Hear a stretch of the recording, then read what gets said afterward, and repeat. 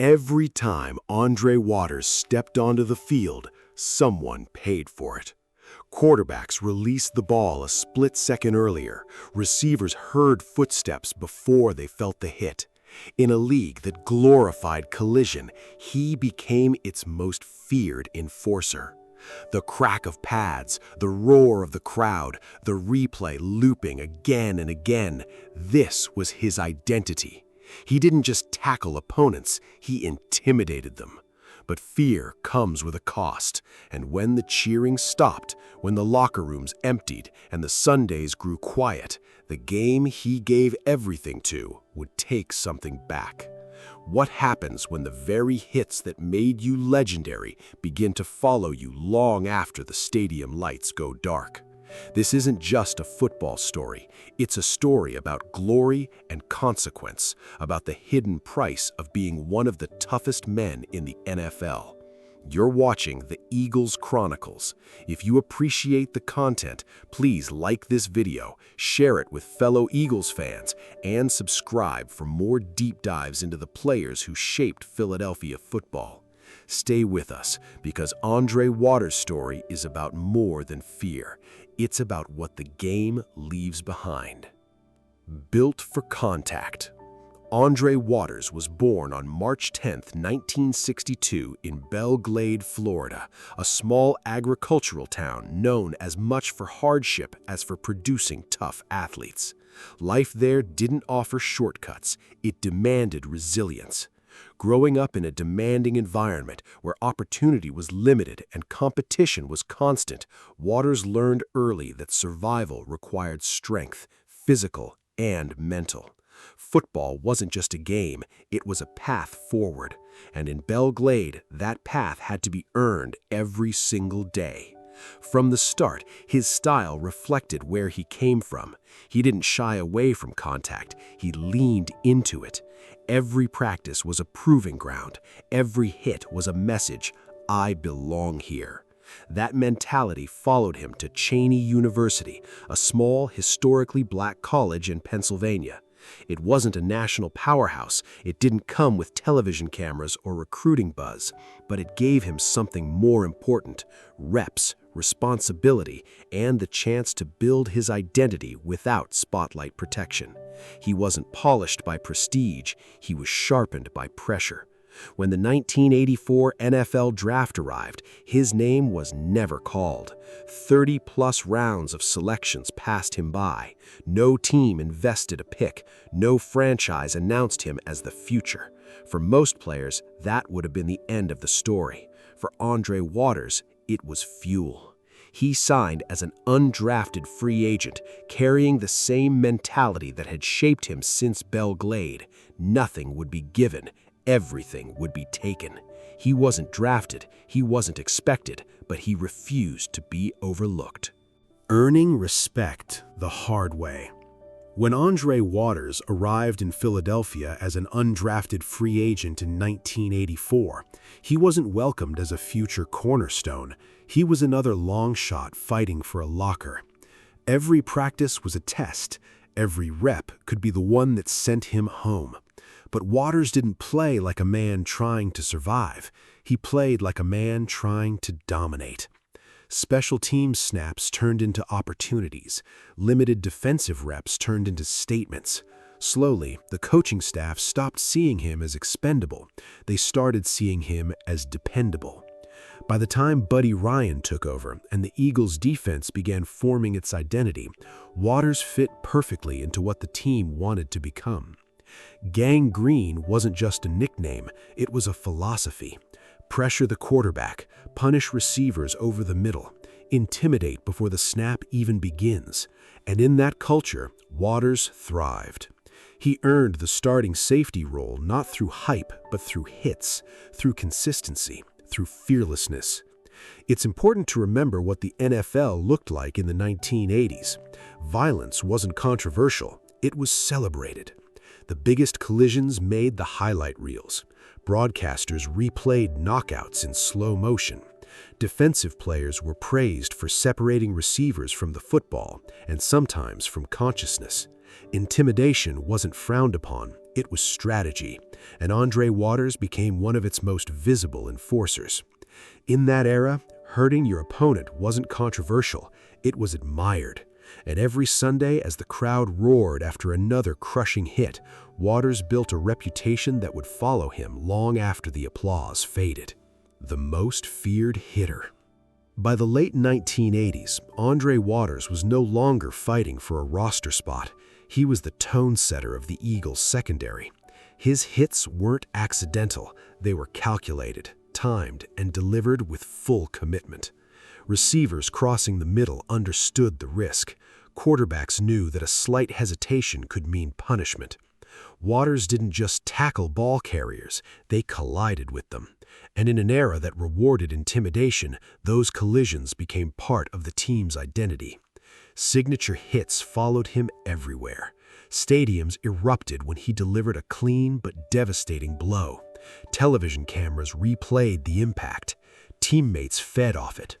Defensive linemen have spoken about the energy he brought, how one big hit could change the entire momentum of a game.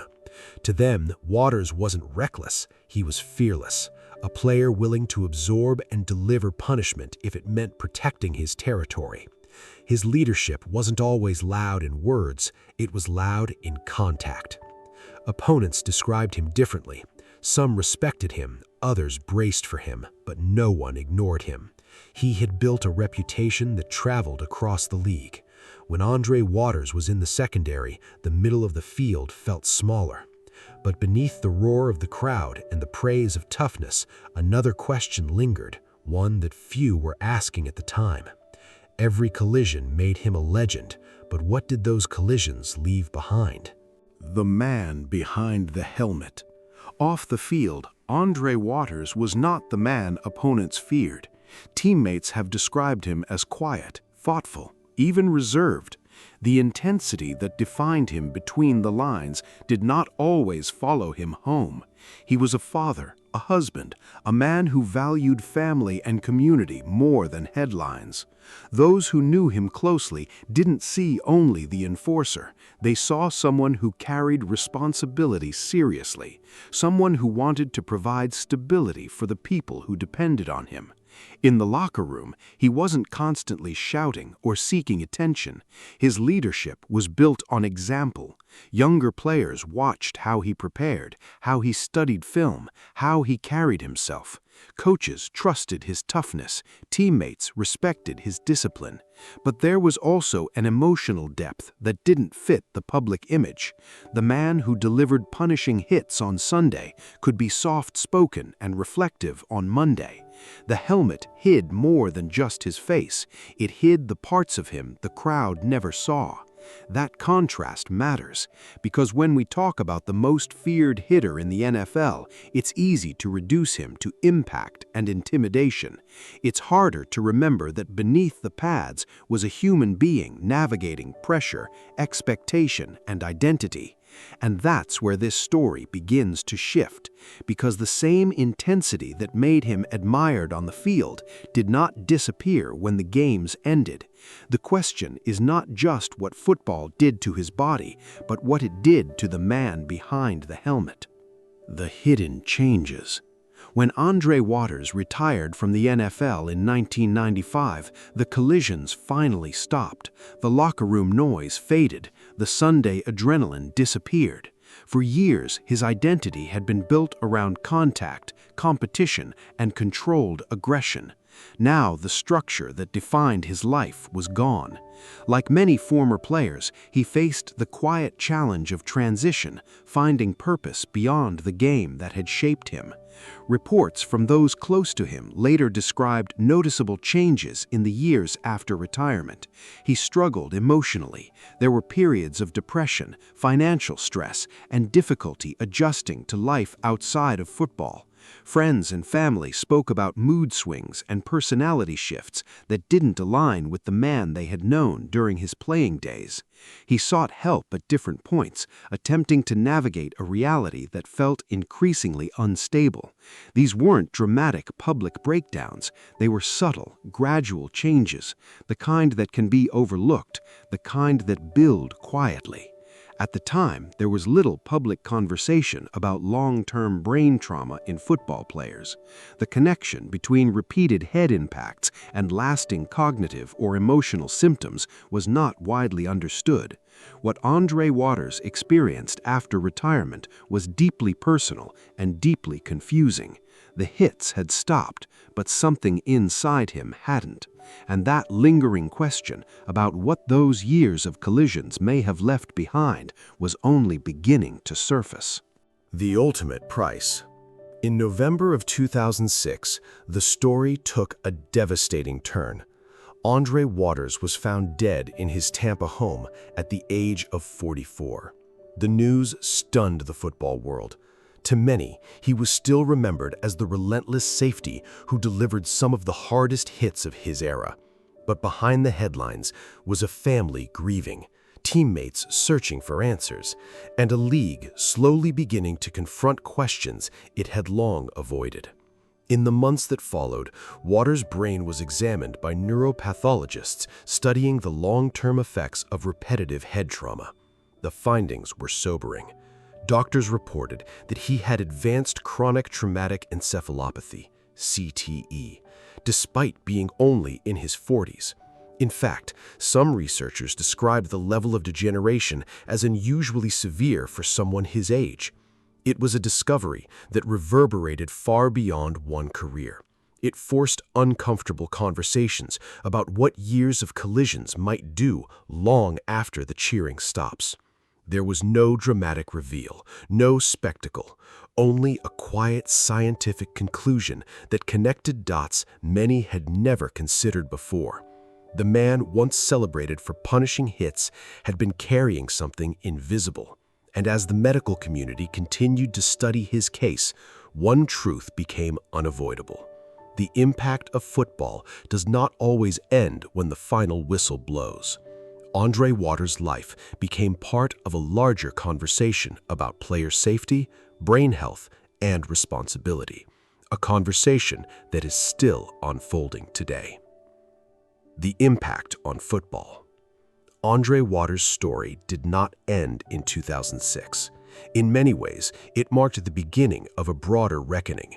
As researchers continued to study his brain, his case became part of a growing body of evidence linking repeated head trauma to long-term neurological damage. Conversations that had once been dismissed as isolated incidents began to take shape as a serious medical discussion. Waters' name was no longer just associated with hard hits, it became associated with awareness. Over the next decade, the NFL faced mounting scrutiny. Concussion protocols were strengthened, independent neurologists were placed on sidelines, targeting rules evolved. Hits once celebrated in highlight packages began drawing penalties. The culture shifted, slowly but undeniably. The league that once glorified violent collisions started asking whether the cost was too high. None of these changes can be traced to a single player, but cases like Andre Waters forced the conversation into the open. This chapter is bigger than one career. It's about how the sport responds when the human toll becomes impossible to ignore. Football still celebrates toughness. It still demands courage. But today, there is at least an acknowledgement that protection matters too. Andre Waters did not set out to change the game in this way, yet his story became part of the reason it had to change. And that impact may be just as significant as any hit he ever delivered. Legacy beyond fear. Andre Waters was once known for fear, for the crack of pads, for the moments that made quarterbacks think twice. But his legacy cannot be reduced to impact alone. Over time, his name came to represent something deeper, something football could no longer ignore. He became part of the reason the sport began asking harder questions about protection, about responsibility, about the long-term cost of toughness. He wasn't just the most feared hitter of his era. He became a symbol of why the game had to evolve, why awareness matters, why strength and vulnerability can exist in the same story. Andre Waters wanted to be remembered for his toughness, Today, he is remembered for reminding football that even the strongest players are still human. Some players are remembered for championships, some for statistics. Andre Waters will always be remembered for the force he brought to every snap. But his story reaches beyond the field. It asks us to look at the game we love with honesty, to celebrate the courage it demands, while acknowledging the cost it can carry. His legacy is not just about fear or ferocity. It is about awareness, about understanding that even the toughest competitors are still human beneath the helmet. This has been the Eagles Chronicles, where we revisit the legends of Philadelphia football with depth, respect, and truth. If this story meant something to you, take a moment to like the video, share it with fellow fans, and subscribe for more content that deep dives into the players who shaped the game, on and off the field. Because some stories aren't just about what happened on Sunday. They're about what the game leaves behind.